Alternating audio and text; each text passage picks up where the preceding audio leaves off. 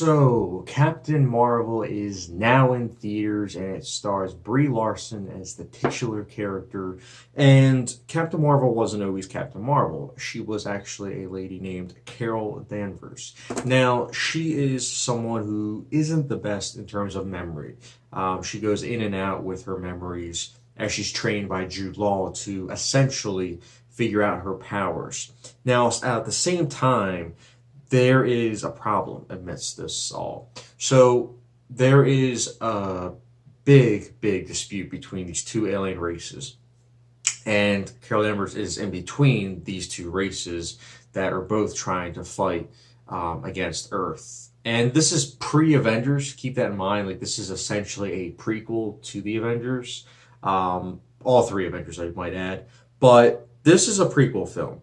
And prequel films are very hit or miss. And I was very skeptical going into this film. Given the trailers, the marketing, I wasn't sure what to make of what this film was going to be. And I don't like judging a film based on marketing because I find a lot of times I'm surprised. And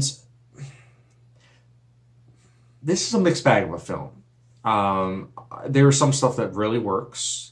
For instance, the casting. I think Brie Larson, Samuel L. Jackson, Ben Mendelsohn, Jude Law, Annette Bening, I think they were all great. The casting was great.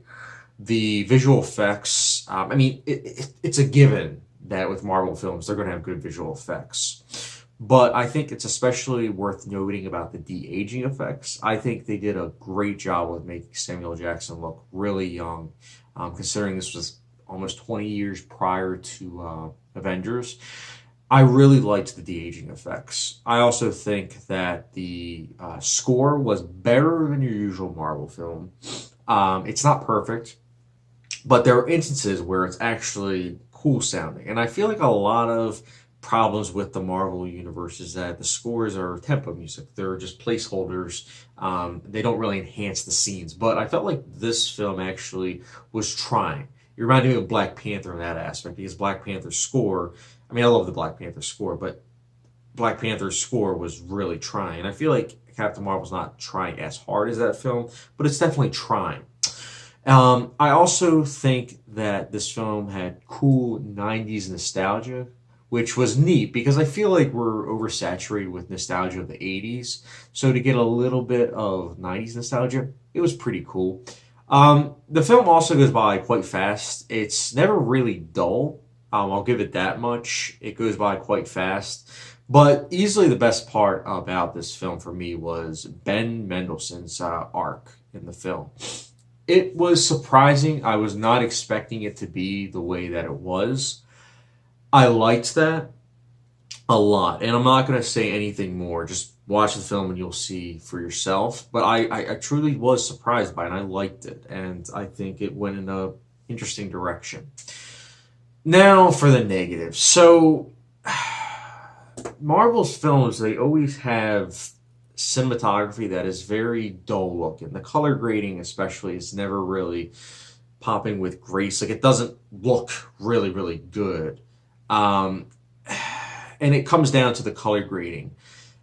And it's unfortunate because I think that the earlier Marvel films, some of them actually did have good color grading, but it's just a trend now. You know, with Marvel movies, you kind of expect a bland score, bland cinematography.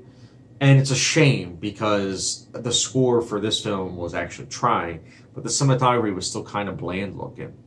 I also thought the villain, I'm not going to say who it is, but I also think the villain was your typical one-dimensional villain, which is a shame.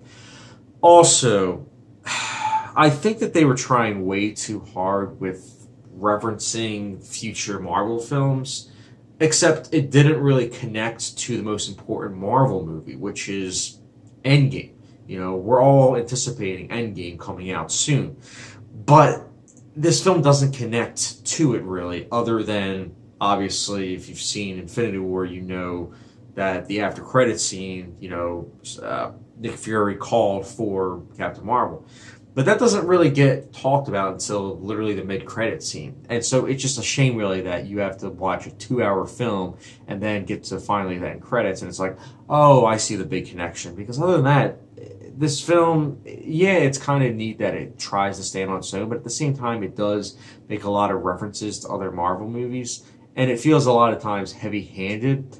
Also, it has that typical Marvel humor where it's like trying to be funny at the most inconsequential scenarios, and I don't like that personally. Um, and also, when it ends, you're just like, okay. I mean, it's diverting. Like, I'll put it to you as this: it's a diverting film. It's harmless fun. It's not a film that you'll watch and be like, "Wow, that was terrible." But it's also not a film that you'll be like, "Wow, that was a good film." It's middle of the road. It's got both positives and negatives in abundance. And me personally, Captain Marvel, I'll be giving it a 3 out of 5 star rating, which gets to go Frank's Red Hot Wings buffalo sauce.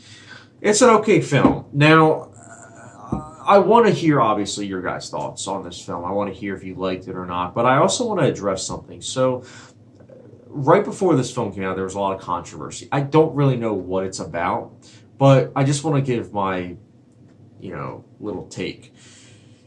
Have you ever noticed the controversial movies and shows are usually the ones that have reached a lot of mainstream audiences? Look at Game of Thrones. Did you see the amount of violence and nudity that was in that show the first 4 seasons? Yet nobody took notice until season 5 because that's when it really hit mainstream audiences.